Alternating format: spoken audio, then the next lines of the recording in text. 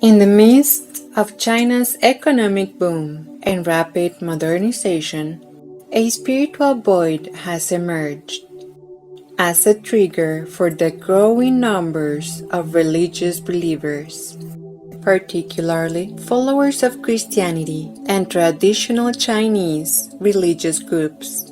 For many years, Chinese state-sponsored groups have performed mass surveillance of minorities within the People's Republic of China, particularly the groups known as Five Poisons, such as Tibetan communities, followers of the Falun Gong, Uyghurs, members of the democracy movement, and the advocates for the Taiwan independence movement. The Five Poisons are five perceived threats to the stability of the government of the Communist Party, which has ruled since 1949. China has created concentration camps like the Nazis. This imprisoned up to 2 million people belonging to the Five Poisons, who are forced to work in factories like slaves. The Catholic religion is not part of the so-called Five Poisons, but it's growing exponentially. Currently, there are about 11 million Catholics in China, and they are being considered a big risk to the stability of the communist government. It all started in 1950 when the Catholic Church was expelled from China and replaced by the Chinese Patriotic Catholic Association, controlled by the government, of course, along with the Bishops' Conference of the Catholic Church in China, which is not recognized by the Vatican. The government began appointing bishops. In 1970, many underground churches emerged as the population had no right to choose their own religion. The Vatican used to appoint its bishops, often in secret, to prevent priests from being accused or imprisoned by authorities. Today, these Catholics, in general, resist worshiping in the official churches of the government. Unsurprisingly, these religious groups have historically suffered and continue in severe oppression. In order to save them, in September 2018, the Holy See and the Chinese government reached a historic 2-year temporal agreement, marking a significant step towards renewing diplomatic relations. This weekend, the Vatican announced a historic agreement between the Catholic Church and China on the appointment of bishops. The diplomatic breakthrough could open the door for a papal visit to China. Since the agreement was signed, Beijing and several state governments, notably Hebei, the province that has the highest number of Catholic population, have begun to intensify the campaign of Sinicization. In other words, adapting religions to the rules of the communist government. Under this campaign, demolitions of churches increased, online Bible classes and the sale of Bibles are prohibited. Priests are constantly detained and their phones are being spied upon.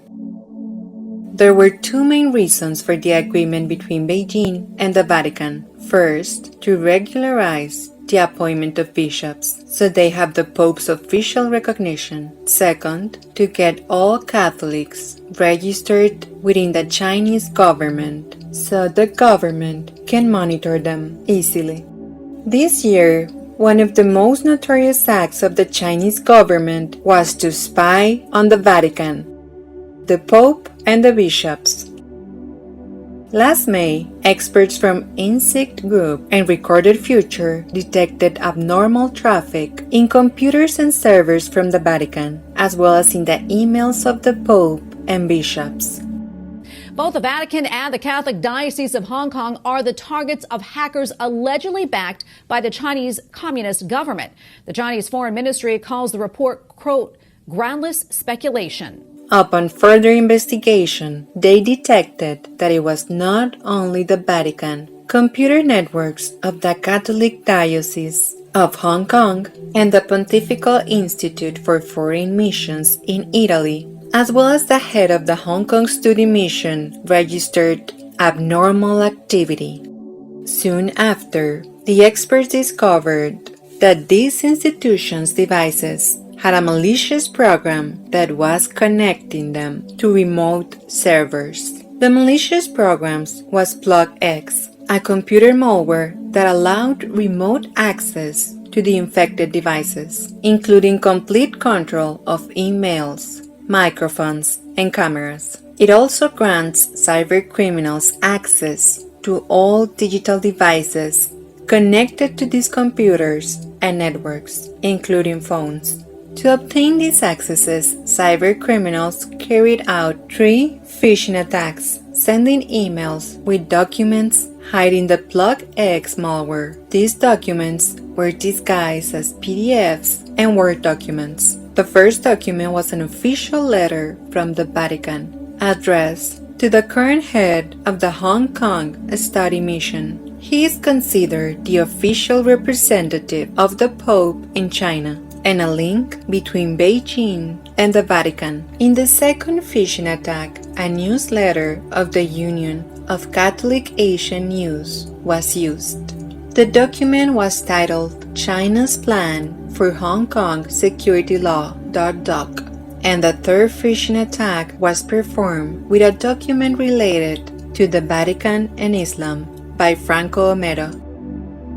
By opening these alleged documents, the malware was executed and the cybercriminals gained full access to the devices and the network of each receiver. Using these attacks, they compromised Vatican email accounts and used them to send emails on their behalf to penetrate other institutions.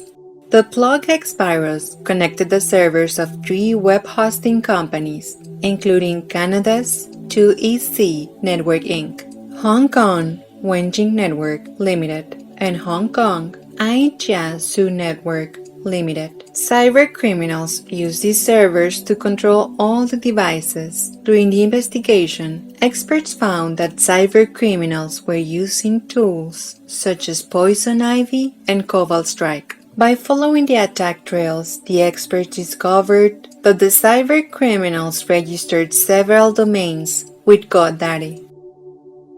These domains were registered in the name of Manche Beiluo Qianjiang Yudian, which translates from Mandarin as Marco Polo Hotel Hong Kong, a legitimate hotel in Hong Kong.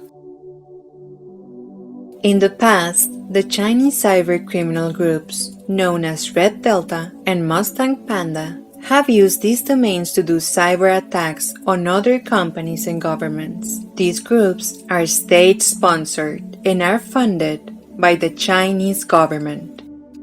China's real interest is to keep a close eye on the growing Catholic culture and church for controlling it and thus maintaining its stability. In addition, the new national security law in Hong Kong has the potential to significantly undermine freedom and impose greater restrictions on the Catholic religion. Persecution and detention of members of the Christian and Catholic community continues. The strict mass surveillance of minority religions and imprisonment in concentration camps violates human rights by practically taking away their freedom of belief.